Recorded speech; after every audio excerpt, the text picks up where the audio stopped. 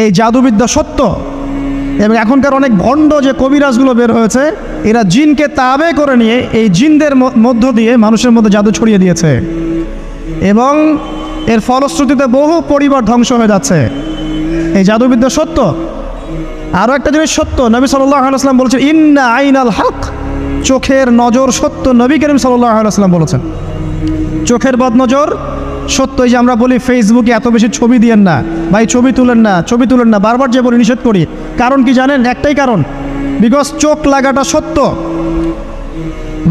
মানুষের চোখ লাগে, এই কথা শুনলে অনেক মজুমদাররা হাসবে না? কথা বুঝতে পারেন নাই? কিন্তু এটা সত্য, কারণ নবী করিম সাল্লাল্লাহু আলাইহি ওয়াসাল্লাম যা বলেছেন সাদাকাল্লাহু ওয়া সাদাকা রাসূলুহুল কারীম, নবী যা বলেছেন, আল্লাহ যা বলেছেন চিরায়ত সত্য। এর বাইরে কোনো সত্য আছে? আচ্ছা দেখেন, আমি বললাম যে জাদুবিদ্যা সত্য। এই জাদুবিদ্যার চর্চা মানুষ করে, এখনও করে, এবং এই জাদু দিয়ে মানুষের ক্ষতি করার জন্য জিনের প্রয়োজন হয়, দুষ্ট জিন। এই জিনগুলোকে মানুষ তাবে করে মানুষের ক্ষতি করার চেষ্টা করে। দেখবেন এখন গ্রামে গঞ্জে শহরে সব জায়গায় ছড়িয়ে পড়েছে না? দেখবেন, খুব সতর্ক থাকবেন। আমি পরে সলিউশন বলছি আপনাদেরকে। আরেকটা বলেছি, নবী সাল্লাল্লাহু আলাইহি ওয়াসাল্লাম বলেছেন চোখের বদনজর এমন সত্য যে একটা উটকে এই রান্নার ডেকচির মধ্যে ঢুকাই ফেলতে পারে। মানে একটা উট খুব সুন্দর ভালো, আপনি দেখছেন মাশাআল্লাহ বলেন নাই, নজর লেগেছে, উটটা মারা গেছে দেন, তারপর তাকে জবাই করে খেয়ে ফেলতে হয়েছে। একজন সাহাবী গোসল করছিলেন, গোসল, এটা হাদিস সহিহ। এই আলেম ওলামা যারা আছেন তারা জানেন যে এই হাদিস সহিহ। একজন সাহাবী গোসল করছেন, তার গায়ের চামড়াটা খুব সুন্দর ছিল, একদম স্কিনটা অনেক সুন্দর থাকে না এমন কিছু মানুষ? আচ্ছা, এখন আরেকজন সাহাবী এই গোসল দেখছেন দূর থেকে, দেখে বলছেন যে কি চমৎকার তার শরীরের রংটা, যেন কুমারী নারীর মতো, অনেকটা এমন একটা কথা তিনি বলেছিলেন। সাথে সাথে এই সাহাবী অজ্ঞান হয়ে পড়ে গেছে। কোন সাহাবী? যিনি গোসল করছিলেন। এটার আপনি কোনো ব্যাখ্যা দিতে পারবেন না তো, এখানে কোনো সায়েন্স দিয়ে বা মেডিকেল সায়েন্স দিয়ে আপনি কোনো ব্যাখ্যা করতে পারবেন না। একটা ব্যাখ্যা দিতে পারেন, কিন্তু কেন সেটা হলো সেটা আপনি অ্যান্সার খুঁজে পাবেন না। তো নবী সাল্লাল্লাহু আলাইহি ওয়াসাল্লামের কাছে নিয়ে যাওয়া হলো তাকে। তিনি বললেন যে এই ব্যক্তির ব্যাপারে কি কেউ ভালো মন্দ কিছু বলেছিল? তখন একজন সাহাবী বলেন হ্যাঁ, অমুকে বলেছে এর স্কিনটা অনেক সুন্দর, ওকে ডেকে নিয়ে আসুন। ওকে ডেকে আনা হলো।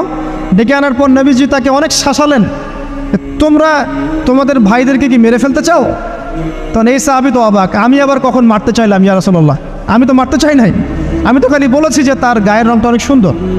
তখন তিনি বললেন, কেন তুমি সুবহানাল্লাহ বললে না, কেন তুমি মাশাআল্লাহ বললে না? যখন মাশাআল্লাহ বলবেন, সুবহানাল্লাহ বলবেন, নজরটা লাগবে না। আর যখন আপনি মাশাআল্লাহ বলবেন না, সুবহানাল্লাহ বলবেন না, দেখবেন নজর লেগে গেছে। আপনি বিশ্বাস করেন ব্যবসা খুব ভালো চলছে, মানুষ বললো যে বাহ তোর তো ব্যবসা হেভি, লালে লাল শাহজালাল, ঠিক আছে, দেখবেন আপনার কেনা বেচা বন্ধ হয়ে গেছে। এরকম হবে, আমার কথাটা বিশ্বাস করেন।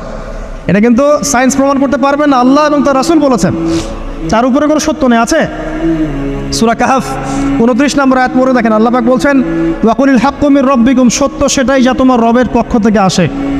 ফামান শাআ ফালইউমিন, যার ইচ্ছা হয় বিশ্বাস করুক, ওয়ামান শাআ ফালইয়াকফুর, যার ইচ্ছা হয় সে অস্বীকার করুক।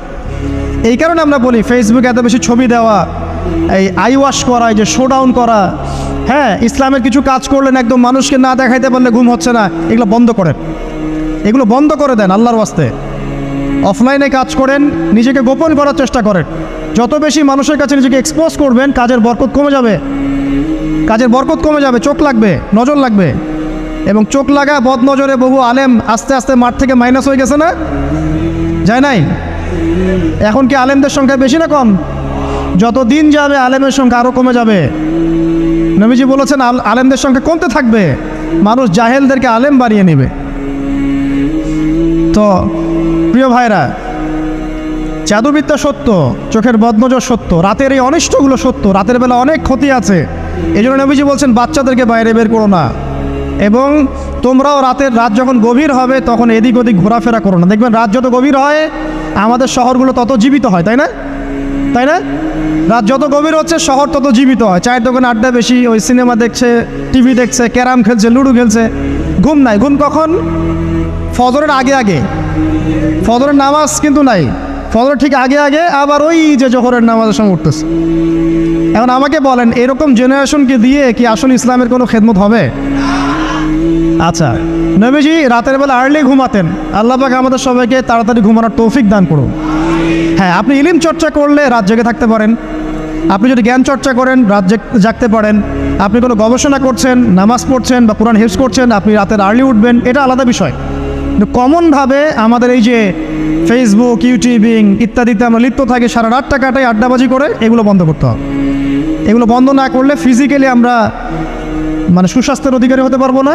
সারা দিনটা আমাদের একটা কি বলবো অলসতার ভাবে যাবে এবং দিনের বেলা কাজগুলো ব্যাহত হবে। এতে করে আমাদের উম্মার এই পুরো বড় যে তরুণ প্রজন্ম আছে এদেরকে আপনি সম্পদে পরিণত করতে পারবেন না। তাই এই সিস্টেমটা চেঞ্জ করা দরকার। নবীজি রাতের বেলা এই সূরা বাকারার শেষে 3টা আয়াত তেলাওয়াত করতেন। আমরা করবো ইনশাআল্লাহ। আরেকটা আমল বলে দেই, নবী করিম সাল্লাল্লাহু আলাইহি ওয়াসাল্লাম রাতের বেলা সূরা মুলক তেলাওয়াত করতেন। কোন সূরা এটা? কোন সূরা? তাবারাকাল্লাযী বিয়াদিহিল মুলক। কয়টা আয়াত আছে? 30টা আয়াত আছে। নবীজি বলেছেন সাল্লাল্লাহু আলাইহি ওয়াসাল্লাম যে এই সূরা আপনাকে কবরের আযাব থেকে বাঁচাবে ইনশাআল্লাহ। কবরের আযাব থেকে তো ভাই বাঁচা খুব সহজ নাকি? আমাদের মধ্যে এমন কেউ নাই, শোনেন, আমাদের মধ্যে এমন কেউ নাই আলেম জালেম মুফতি মুহাদ্দিস রাজনৈতিক নেতা পলিটিশিয়ান বিরোধী দল জাতি তারপরে যে সরকার দল যে আছে না কেন কবরের শাস্তি ফেস করবেন এমন একটা মানুষও নাই, কেউ নাই পৃথিবীতে। এই যে আপনি দেখছেন ওই যে কি ইসরায়েলের প্রধানমন্ত্রী, ওই রাশিয়ার প্রধানমন্ত্রী, ওই চায়নার সভ্যতা, পশ্চিমা সভ্যতা, এমন কেউ নাই পৃথিবীতে এখন যাকে কবরের শাস্তি ভোগ করতে হবে না। আছে? সবচেয়ে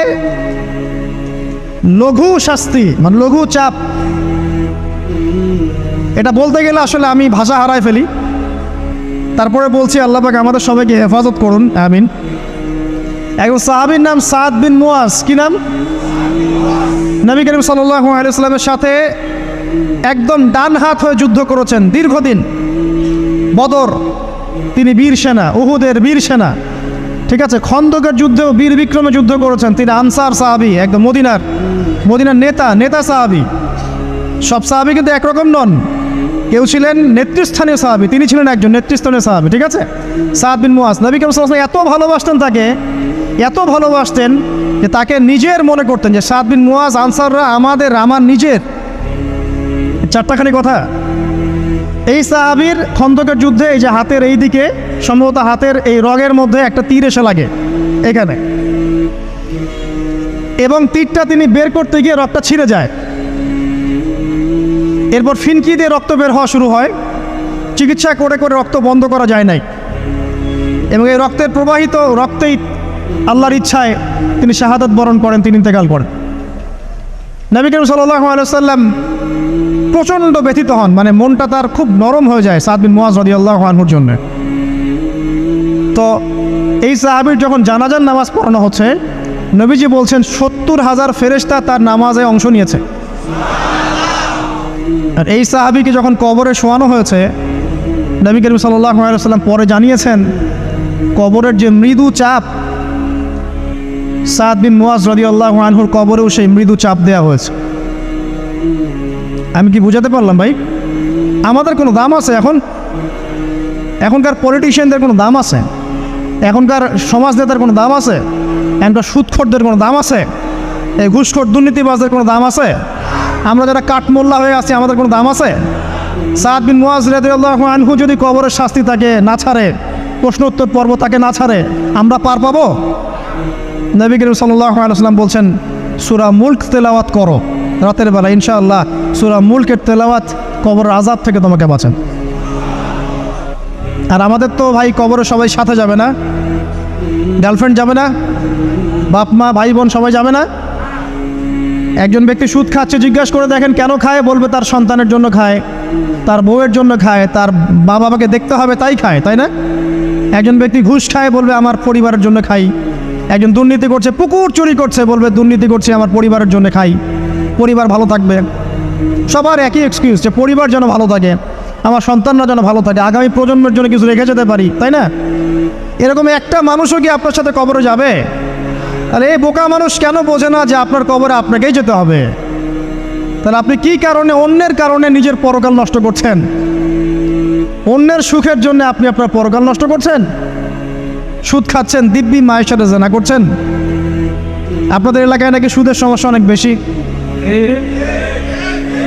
কয়েকটা হাদিস বলে দেই, আমি ওদেরকে আক্রমণ করতে আসি নাই, আমি শুধু তাদেরকে 3টে হাদিস শোনাতে এসেছি।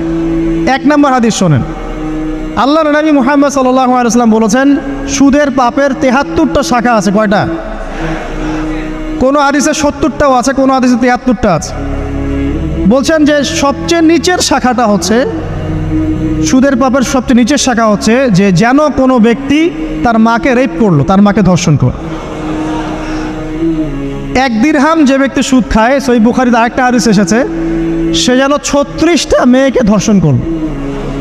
আর আমি একটা কথা বানায় বলছি না, যদি বিশ্বাস না হয় কওমি মাদ্রাসা আছে, আলেম ওলামা আছে, গিয়ে বুখারী খুলতে বলেন, পড়তে বলেন, খালি একবার পড়তে বলেন, দেখেন যদি না থাকে তাহলে আমাকে এর সাথে থাপ্পড় দিয়ে যায়। যদি না থাকে হাদিস এটা, তাহলে আমার গালে একটা থাপ্পড় দিয়ে যায়। আর যদি থাকে তাহলে আল্লাহর রাস্তায় সুদ খাওয়া ছেড়ে দেন। কোনটা করবেন? চ্যালেঞ্জ করবেন? নবীজি বলেছেন, 1টা দিরহাম যে ব্যক্তি সুদ খায়, দিরহাম মানে কি? রৌপ্য মুদ্রা। এটা এখন দেখতে পারবেন না, জাদুঘরে আছে।